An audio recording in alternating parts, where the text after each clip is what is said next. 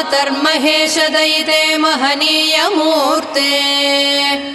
त्रिशूलधारिणी सुमनोहर दिव्यदीप्ते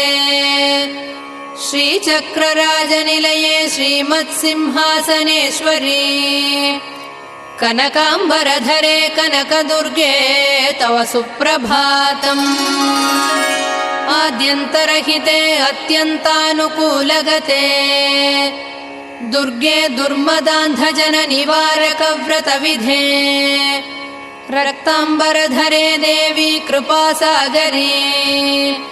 कनकाम्बरधरे कनकदुर्गे तव सुप्रभातम्